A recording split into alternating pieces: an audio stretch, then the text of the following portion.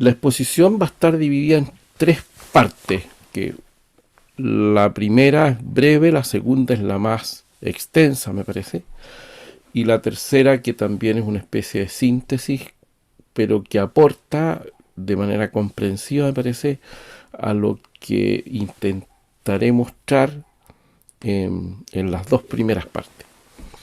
Y que tienen, por así decir, también un subtítulo, si uno quiere, ¿no? Eh, y la primera parte yo le llamo la desvitalización moral cultural. La segunda parte que es la rebelión propiamente tal que ocurre el 18 de octubre. Y la tercera parte es lo que llamo la nueva complejidad. Aunque los nombres parecieran muy rimbombantes, sin embargo, de alguna manera hacen pie en la realidad. ¿Mm? Elio Díaz, que fue una persona que conocí, que estudió biología, igual que yo, imagínense, hace 30 y tantos años que nos volvemos a ver ahora y que él está en Curicó. Bien, entonces nosotros sabemos, por una cosa de orden histórico, voy a encender una luz que tengo aquí que tengo apagada,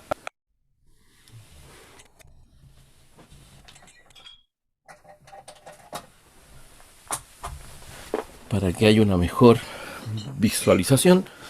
Eh, Nosotros sabemos que todo tipo de, de situación de conflicto final, terminal en las sociedades, desde desde las más antiguas civilizaciones y culturas, siempre las causas de la declinación eh, son fruto de lo que yo llamo una desvitalización moral cultural, ¿no? Eso se vio en las raíces de nuestra civilización griega, que en el fondo implicaba la pérdida de los fundamentos que sostenían desde el punto de vista ético, moral, cultural, a esa civilización. Y a mí me parece que en el caso de nuestro país, desde los años 90 hacia adelante, ocurre un fenómeno que podemos llamar de desvitalización moral cultural. El primer hecho, voy a simplemente nombrar hechos que van configurando esto que estoy señalando en forma muy breve. El primer hecho a mí me parece que es de orden político y que explica en cierto sentido el hecho de que no hayamos superado hasta el día de hoy una división entre los chilenos que obedece fundamentalmente a tener dos formas de ver al hombre y la sociedad, que hoy día están bastante nítidamente expresadas en lo que se llaman las candidaturas presidenciales. ¿Dónde hunde sus raíces esta imposibilidad de esta unión entre los chilenos? Me parece a mí desde un punto de vista político. Por eso la primera cuestión de esta desvitalización moral cultural es de orden político. Cuando el presidente Patricio Aylwin eh, no reconoce la existencia, como es universalmente aceptado, cuando hay división entre los hermanos de una determinada nación, de una ley de amnistía. Sabemos nosotros que existe un reconocimiento, pero con una cierta apostilla, por así decir. Hay un tema ahí de fondo que consiste fundamentalmente en que los chilenos que pertenecieron como soldados al gobierno militar, se les aplica un criterio, podríamos decir, que no obedece a lo que es propiamente un Estado de Derecho, porque solo a ellos se les aplica también una figura penal que no está vigente para todos los chilenos, y además una eh, con una consideración de esta idea del secuestro permanente que impide objetivamente que uno pueda encontrar los cuerpos de las personas que han sufrido muerte, ya sea por asesinato, objetivamente, o porque ha habido un enfrentamiento eh, de orden político extremo, en que murió gente en combate, como sabemos, y eso no se ha superado. Y a mí me parece que ese fue el primer hecho que en su raíz ha impedido que nosotros podamos tener la paz social anhelada previo al gobierno de las Fuerzas Armadas. Y que tenía como condición el término del gobierno de las Fuerzas Armadas justamente este reencuentro en un gobierno de carácter democrático y con una cierta configuración en la forma de gobernar que es la república, ¿no? Como forma de gobierno. Luego hay una serie de hechos que se van configurando, que van en esta línea de la desvitalización moral cultural, y es que, por ejemplo, en el gobierno del presidente Eduardo Frei se indulta por primera vez a una persona que está comprometida con un fenómeno que hoy día es casi natural en Chile, al mayor narcotraficante que había sido descubierto hasta ese momento, y se le indulta por razones, me parece, humanitarias. No tengo específicamente el punto resuelto, pero hay una señal allí, ¿no? Una señal clara en la cual una persona que está involucrada en un hecho de esa naturaleza, que atenta contra, desde el punto de vista cultural, como es el narcotráfico y ético, desde luego, es indultado. Luego hay otros hechos, como, y ustedes pueden recordarse de muchos hechos, pero a mí me parece que estos son los significativos, ¿no? Tenemos un hecho que el gobierno del presidente Ricardo Lagos es descubierto objetivamente realizando actos que son contrarios a, al buen ejercicio de lo que podríamos decir la ética pública, ¿no?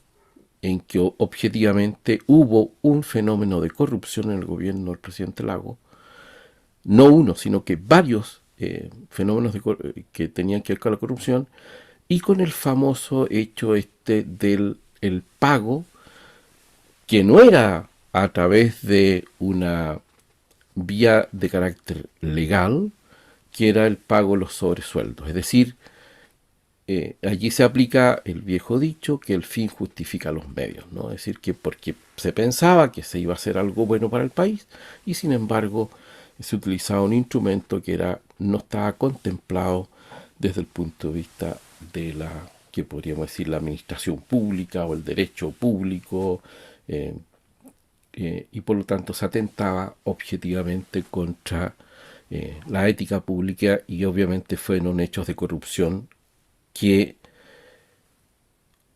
fueron superados por un acuerdo político, porque el gobierno del presidente Lagos en ese momento estaba francamente en un problema de la viabilidad de ese gobierno y de estabilidad, por lo tanto, del país. Se comienza a producir un fenómeno de descontento en el país, básicamente porque las personas comienzan a advertir que hay un crecimiento en diferentes ámbitos de la economía, hay un cierto estado de bienestar, pero que sin embargo pareciera que hay ciertos grupos que son los privilegiados.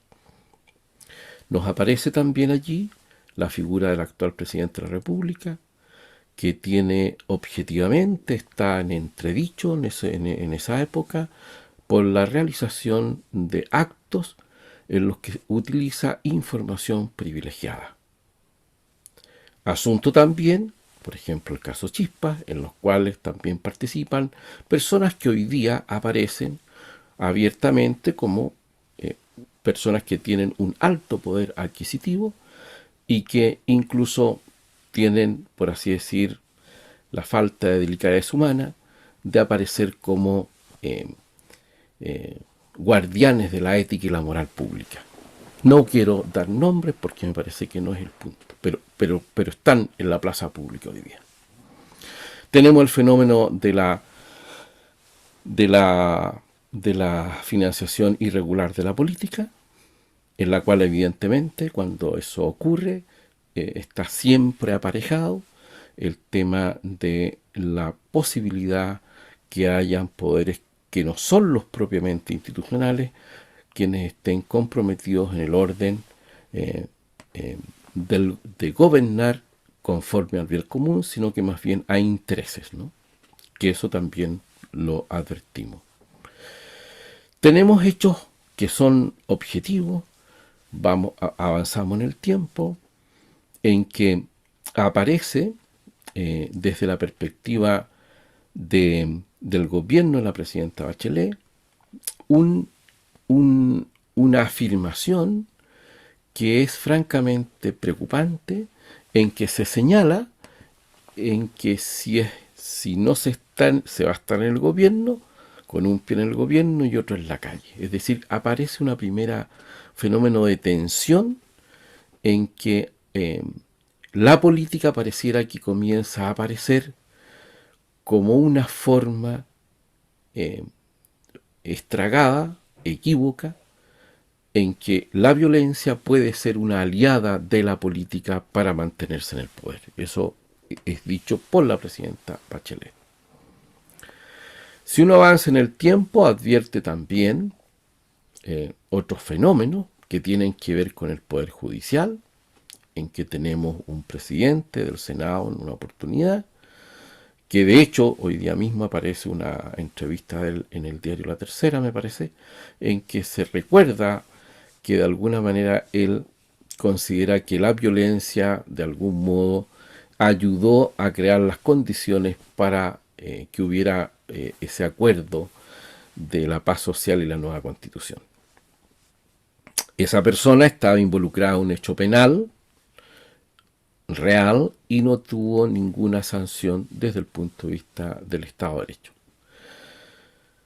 Al mismo tiempo nos aparece desde el mundo de la empresa una de las familias más importantes del país, en que se ve involucrada en un fenómeno de colusión que durante 11 años estuvo coludida, más allá de otros fenómenos que estaban ahí presentes de otras personas, pero me parece que esto es emblemático en virtud de lo siguiente, porque la persona que pertenecía a ese directorio, que durante 11 años estuvo coludida, sin embargo ocupa un cargo de orden gremial y de la institución gremial, empresarial, que me parece es la más importante del país, sin haber atendido a ese hecho objetivo que había durante 11 años atentado contra el Estado de Derecho, porque en el fondo eso significa que cuando tú te saltas la torera, ¿no es cierto?, estás atentando de alguna manera contra el Estado de Derecho cuando transgredes la ley, como es bastante obvio y que no es necesario explicarlo. Se produce también, en los primeros momentos, vuelvo atrás y termino, se produce también un fenómeno que junto con la liberación o liberalización de todo el fenómeno de lo que hacer las universidades, que teóricamente iban a configurar personas con una mentalidad de una sociedad libre, y sin embargo quienes hicieron ese empeño, que es muy loable y legítimo porque está conforme a la ley, las universidades privadas, sin embargo, realizan actos que van en contra de la ley. Es decir, nuevamente estamos atentando contra la ley, no contra el espíritu de la ley, sino que contra la ley. Y que específicamente la ley de educación superior que crea las universidades privadas del año 88, me parece que era, expresamente señalaba que no se podía lucrar en relación a este empeño. Y sin embargo eso se realiza. Tenemos entonces un cuadro de desvitalización moral cultural que, con los hechos que yo les he manifestado, que son bastante claros.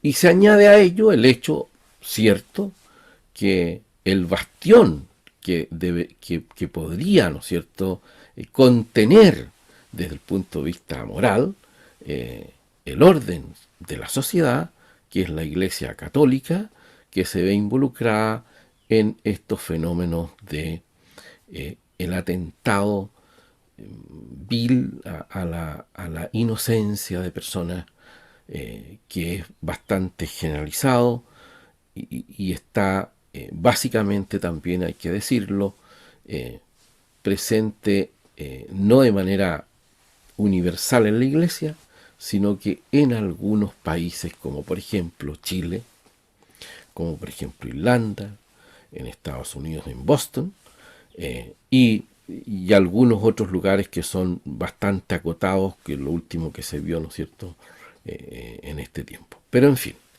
allá aparece otro fenómeno que de alguna manera está configurando una desvitalización de lo que yo llamo moral cultural.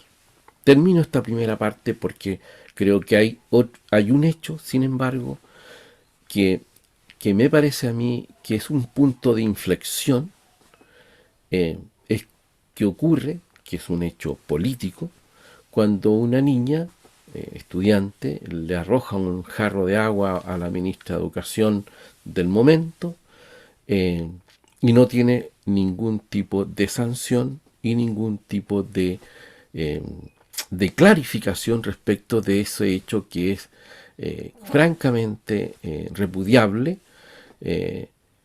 y tampoco tuvo ese efecto que es propio de la educación, de poder mejorar, de poder, por así decir, comprender la situación, pero con lo que corresponde la mejora del acto de arrepentimiento propio de la persona. Eso marca, a mi juicio, un punto de inflexión desde el punto de vista que expresa esa desvitalización moral cultural de una manera nítida y clara, porque se atenta contra la autoridad. Pasamos entonces ahora a la segunda fase, que es lo que yo llamo la rebelión del 18 de octubre, que se funda en una determinada visión filosófica que es la filosofía de la liberación. En este planteamiento uno ve que este fenómeno, que si bien se viene gestando con estos movimientos que son además a nivel universal de la insatisfacción, los indignados que tenemos en Francia, que tenemos en Inglaterra, en mismo Estados Unidos y aquí en Chile, ¿no es cierto?, a partir del año 2011 en adelante, y previo también hubo otros fenómenos previos de movilización de masa, y sin embargo aparece, ¿no es cierto?, este fenómeno de esta marcha multitudinaria en que aparecen personas que yo caracterizo en 5 grupos. El primer grupo considero que son personas que adscriben claramente a una visión política que se encuadra dentro del terrorismo objetivo político y que tiene como fundamento, ¿no es cierto?, la desestabilización desde el punto de vista institucional. Un segundo grupo que uno puede descubrir, que esto yo lo vi in situ, un segundo grupo que uno podía ver que son los anarquistas, que pretenden, a diferencia de los terroristas, mantener un estado de tensión, de tensión permanente, sin que haya, aunque son anarquistas, ya voy a explicar por qué, sin que haya un derrocamiento del poder del Estado en ejercicio. Un tercer grupo, que son el Lumpenproletariat, por así decir, que está formado por personas que tienen un problema objetivo desde el punto de vista de la afectividad, que utilizo yo un concepto que tiene Joseph Ratzinger, que son jóvenes con el corazón roto. Y esos jóvenes con el corazón roto son jóvenes marginales desde el punto de vista de los afectos. no desde el punto de vista económico, porque como sabemos, era, por así decir, transversal el tipo de persona que yo considero que son estas personas del lumpen, ¿no es cierto?, del corazón roto, es transversal del punto de vista socioeconómico, por así decir, e incluso cultural. No es necesariamente, o no es únicamente, son aquellas personas que son los llamados niní, que ni trabajan ni estudian, ¿no es cierto? Que además nosotros sabemos que existen el 50% de los alumnos aún, desafortunadamente, que terminan la educación media, que no pasan a la educación superior, ni tampoco trabajan, y eso es una cosa verdaderamente trágica para el país. Tenemos luego otro grupo de personas que a mí me parece que marchan legítimamente, porque sienten insatisfacción, esa idea del bienestar que es frágil, una idea de un bienestar frágil, que no vamos a entrar más en detalle, pero que sin embargo ese fenómeno de este tipo de personas que se han endeudado, que no tienen acceso a una salud digna, al transporte, hay objetivamente también personas que desde el punto de vista del salario, salarios que son injustos, abiertamente injustos, experimentan sin embargo que el país avanza, ¿no? Hay un cierto bienestar y que ellos no son parte de aquello. Este fenómeno, desde el punto de vista sociológico, venía siendo advertido aproximadamente, como lo saben, desde el año 2007 por Gonzalo Vial en algunos textos que los tengo por aquí, si quieren después los puedo incluso leer, en que desde el año 2007 se venía advirtiendo un cierto malestar social. Y asociado a ello, ¿no es cierto?, aparece por último el quinto grupo, que son, conversaba esto con unos alumnos tesistas hace 3 días atrás, y que podríamos denominarlo adolescentes cívicos, que consideran que salir a protestar es una especie de carnaval, como pasarlo bien, es una especie de juego, y que nosotros también sabemos que incluso desde un punto de vista geográfico uno podría decir en donde están mayoritariamente las personas que tienen esa falta de madurez cívica en relación al bien común de nuestro país. Esos son, me parece a mí, los grupos que están configurando este malestar, ¿no es cierto?, que lleva al 18 de octubre. Y el 18 de octubre, justamente ese tipo de grupos son los que aparecen. Sin embargo, a mí me interesó poder saber, buscar un criterio intelectual que me pudiera ayudar a comprender el fenómeno. Y para ello voy a intentar, primera vez que lo hago, fui a, ¿cómo se llama?, muchas veces a la Plaza Italia o Baquedano, con el propósito de ver, de mirar, de poder escudriñar, es decir, tengo que encontrar un criterio que me ayude a comprender esto. Desde luego, este planteamiento es un planteamiento, no es el planteamiento, nadie podría arrogarse, ¿no es cierto?, esa capacidad de poder ser omnisciente, porque aquí hay multicausas de este fenómeno. Sin embargo, tengo de hecho más de 1000 fotos con el propósito de poder ir buscando qué es lo que me podía ayudar, y encontré este afiche. Y cuando vi este afiche, y si ustedes lo observan, el afiche, claramente hay un mensaje de orden filosófico-político y también simbólico. Esto, esta foto la tomé días después del 18 de octubre, y antes incluso que se produjeran muchos de los actos en los cuales están expresados gráficamente en este afiche. Y encontré un concepto que llaman ahí la descolonizadora y que obviamente intenté indagar en qué consistía aquello. Y es el concepto de descolonización. Este planteamiento tiene un origen de carácter genealógico, incluso un origen que uno puede buscar una genealogía de cómo se va generando a través del tiempo y desde un punto de vista filosófico político. Su origen está en la teología de la liberación. Y esto es muy interesante porque muchos de los teóricos que están detrás de la teología de la liberación son los mismos teóricos que después acompañan a gobiernos como por ejemplo el de Chávez, el de Evo Morales, de Rafael Correa, etcétera, que son, por así decir, las personas que han ido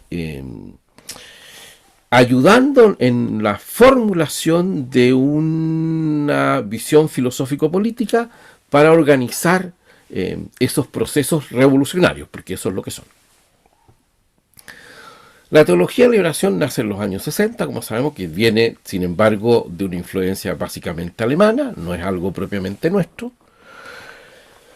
pero esto va produciendo otros modos de concebir la cuestión de la lucha de clase y aparecen formulaciones que son muy interesantes.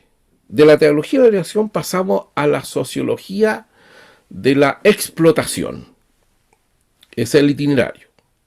Luego pasamos a las relaciones, ¿se recuerdan ustedes? Norte-sur.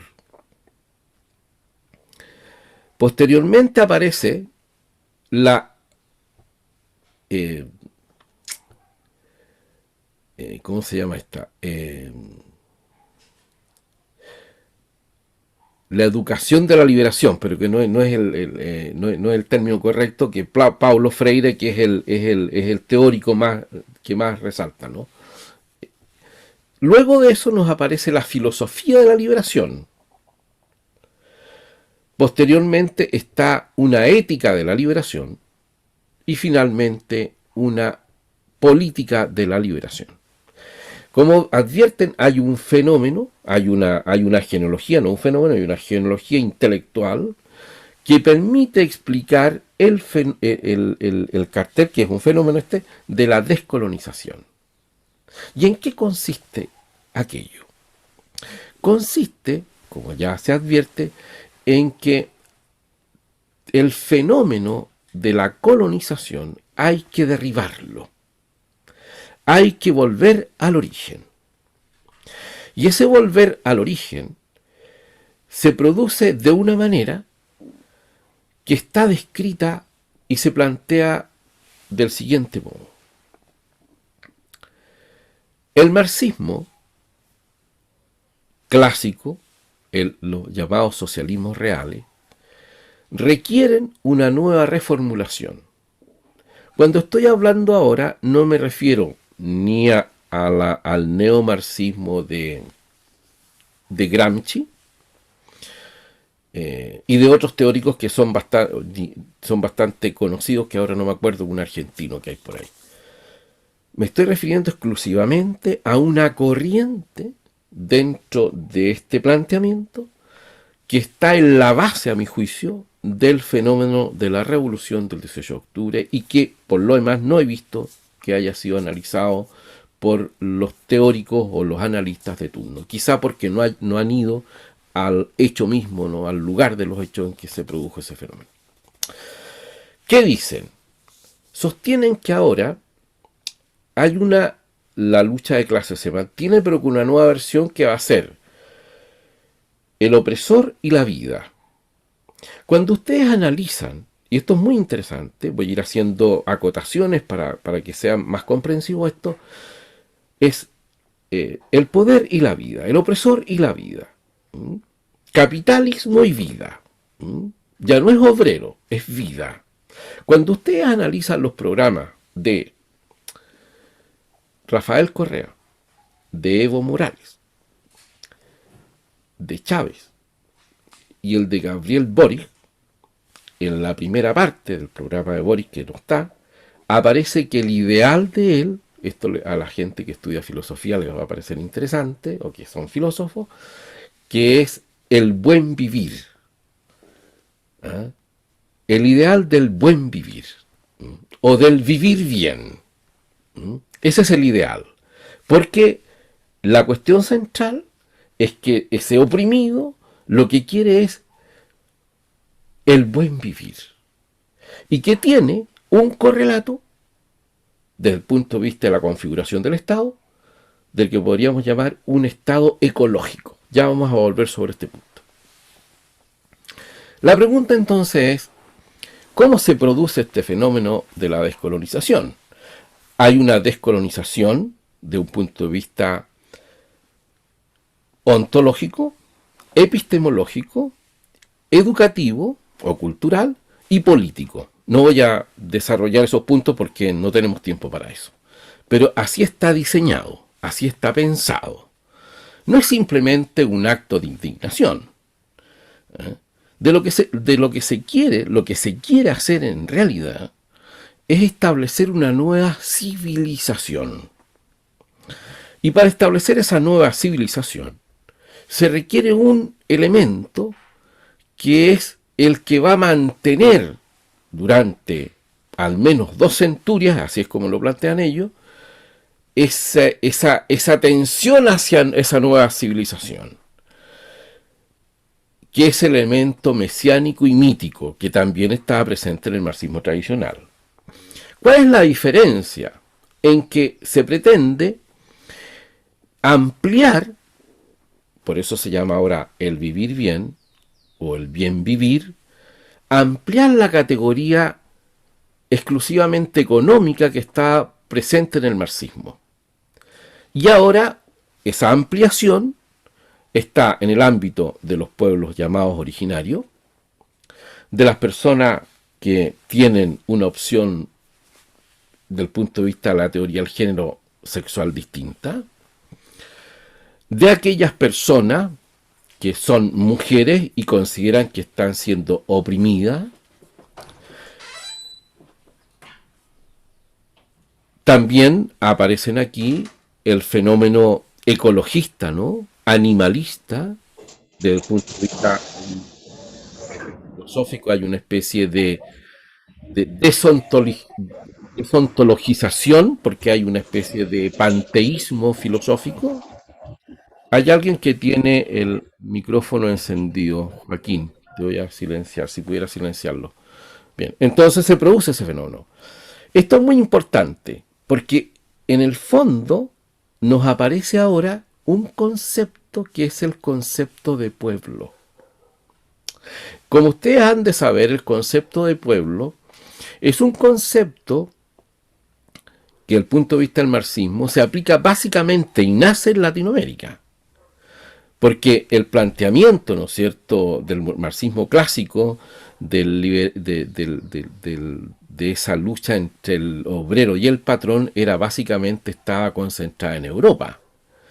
Eso, nuestros países eran pobres, por lo tanto no se aplicaba esa lógica, ¿eh? O era muy, muy restringida. Por lo tanto, se crea un concepto que pueda de alguna manera al proletariado, al proletario, al obrero oprimido, se le pueda homologar o analogar en esta región, digamos, en Sudamérica o en Hispanoamérica, análoga al obrero que ha sido oprimido. Y a eso se le llama pueblo. Esto es muy interesante, ¿eh? Que tampoco tengo tiempo para desarrollarlo. Porque es un tipo de pueblo, como nosotros sabemos en filosofía política, ¿no? El pueblo tiene al menos 3 formas de comprenderse, ¿no? Al menos desde el punto de vista de Platón. Bueno, pero en fin. ¿Qué ocurre? Ocurre que todos estos grupos de personas, homosexuales, mujeres que se sienten oprimidas, animalistas, indigenistas, etcétera, hay un momento, dicen, que estas personas adquieren conciencia de la opresión. Y cuando adquieren conciencia de la opresión, se configuran en el pueblo. Y en el pueblo es donde radica el poder, que es un poder originario. Y ese poder originario es de tal naturaleza originario que es un poder descolonizador, podríamos decir, en términos, por así decir, plásticos, para que nos entendamos. Por lo tanto, ese poder lo otorga, por así decir, la Pachamama, la tierra, ¿no? Allí está el poder del pueblo, que ahora ha adquirido conciencia de la opresión. Que si usted advierte son diferentes tipos de grupos de personas, que ya hemos de alguna manera caracterizado.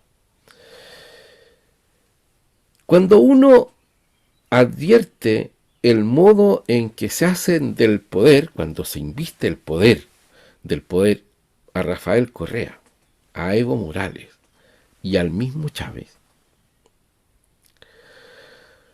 ustedes revisan, porque esto está todo en internet, digamos, se realizan actos indígenas en que a ellos se les entrega el poder por parte del pueblo originario. Y luego de haberlos investido del poder por parte del pueblo originario en una ceremonia indígena, luego ellos van, por así decir, al Estado, ¿no? a la institución, a los parlamentos, sea como haya sido, digamos, la tradición en que ellos son investidos del poder. Esto es un fenómeno que es muy interesante. Porque ustedes habrán advertido que en la Convención Constitucional ocurre algo similar. No es simplemente un acto de enojo. Aquí hay algo, a mi juicio, por eso lo planteo, no es, insisto, la única explicación, pero es una explicación razonable. Este pueblo, entonces, es él el que posee el poder. Y a diferencia del marxismo clásico en que tú asaltabas el poder desde arriba, ahora no es necesario, porque el poder es el pueblo. ¿Cuál es el modo en que ese pueblo expresa ese poder? Y la respuesta es a través, está escrito, esto es de manual, de una asamblea constituyente. Es a través de una asamblea constituyente, a través de la cual el pueblo va a manifestar que él es el origen, y en él está el origen del poder. Voy a ir haciendo estas apostillas que sirven para la comprensión. Cuando la gente, de alguna manera, alega contra el acuerdo de la paz social y la nueva constitución, de los 2/3, no advierten que si el poder reside en el pueblo, está dicho que la legitimidad, el principio de legitimidad, no está en la ley. No está en aquello que se haya acordado dentro del ámbito institucional. Porque el poder, la legitimidad, desde el punto de vista democrático entendido en este proceso de descolonización, lo tiene el pueblo. Y por consiguiente, por así decir, para que se haga comprensivo esto, los plebiscitos dirimentes son la expresión natural de este planteamiento de la filosofía de la liberación, porque la legitimidad no la va a dar la ley, no la da la institucionalidad, porque es esa institucionalidad a la que hay que terminar. pero no a través de la violencia. La violencia simplemente es instrumento, es un instrumento para mantener la tensión. Y así, por ejemplo, ellos plantean que como esto es una nueva civilización, esto va a durar 200 años. Y obviamente la cuestión nuclear es la educación. Para eso ellos ya tienen escrito una historia, una nueva historia universal de descolonización, en que ya la historia antigua, moderna, contemporánea, que eso es lo propio, digamos, del pensamiento moderno, como ellos lo llaman, eso ya no existe. Eso es lo que hay que superar. La pregunta y voy terminando, es,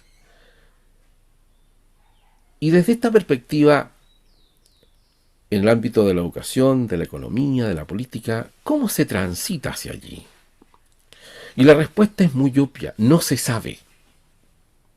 No se sabe porque ellos no renuncian al marxismo en su origen teórico, porque en el planteamiento marxista, desde el punto de vista teórico, no hay finalidad, no hay un orden, no hay un sentido, ¿no? Esto es como la teoría de la evolución que es como el azar y la necesidad, ¿no?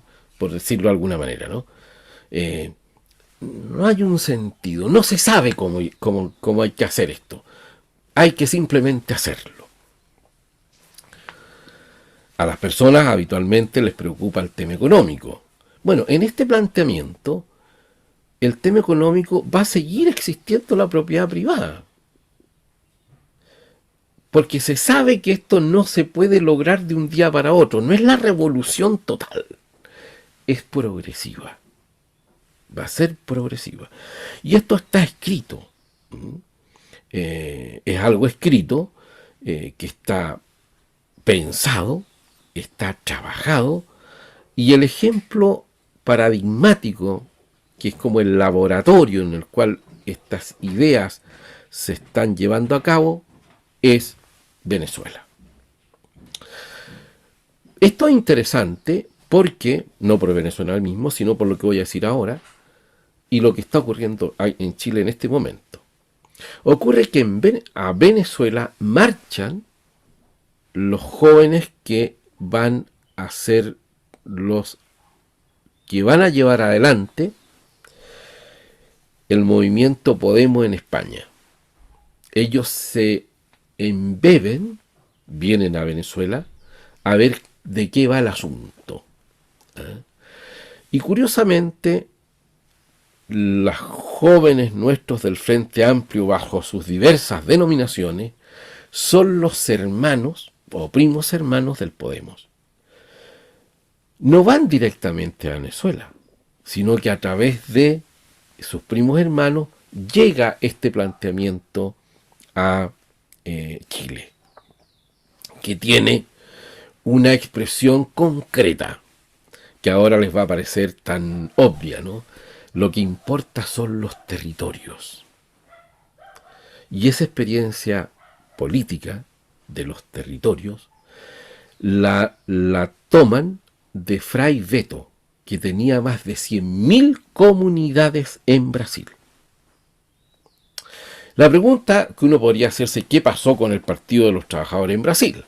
Bueno, como dicen los teóricos de este planteamiento, se burocratizaron. Se burocratizó, se fetichizó el poder por parte del Partido de los Trabajadores y por eso murió.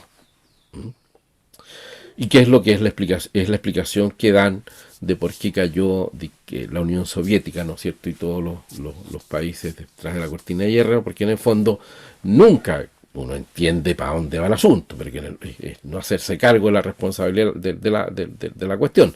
Es que en el fondo lo que ocurrió es que nunca se hizo efectivamente lo que se planteaba, sino que hubo una fetichización del poder del punto de vista de la burocracia, y nunca fueron los obreros los que gobernaron. Bueno, en fin, esas son cosas que uno advierte allí. Pasamos a la última parte, porque podría estar hablando mucho rato, que es lo que yo llamo la nueva complejidad. que es lo que de alguna manera estamos viviendo ahora. Y a mí me parece que hay ciertos, ciertas cuestiones que se pueden nombrar en esta nueva complejidad. La primera es que hay un problema desde el punto de vista conceptual. Es decir, que no estamos de acuerdo ni en la naturaleza de nuestros desacuerdos. ¿Por qué? Porque los conceptos que estamos manejando no son compatibles. Cuando hablamos de democracia, en general uno habla de democracia, ¿no es cierto?, planteándose como la democracia representativa, que tiene ciertos elementos, que no voy a entrar aquí en el detalle, que ustedes lo saben mejor que yo, y lo que se plantea desde el punto de la filosofía de la liberación es la democracia directa, como es bastante obvio y eso está claro, ¿no? O sea, no estamos en el mismo registro intelectual. También, obviamente, esta nueva complejidad, la legitimidad del Estado que le da al Estado de Derecho, que es la ley, en este planteamiento eso no existe. Por lo tanto, es una situación de una nueva complejidad. También la violencia como un modelo, como, por así decir, como un modo natural y legítimo de hacer política, en la lógica del opresor oprimido, es algo que se va a mantener y obviamente contrasta con lo que en general uno plantea y piensa que es la actividad de la praxis política.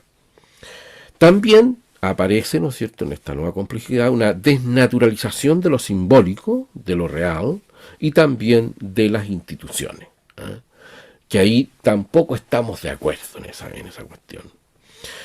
Y finalmente, que ahí hay, parece sí un acuerdo, que es desafortunado, en que se plantea la política como una pura estrategia táctica, como un instrumento poético, por así decir, y que nosotros sabemos que hay en nuestro país, al menos, no puedo hablar de otros porque no conozco a la cabalidad, eso sí efectivamente ocurre cuando se plantea, por ejemplo, el tema del mal menor, o que no hay que ir con las cosas fundamentales, en que no hay que defender principios, porque lo que importa al final es el poder.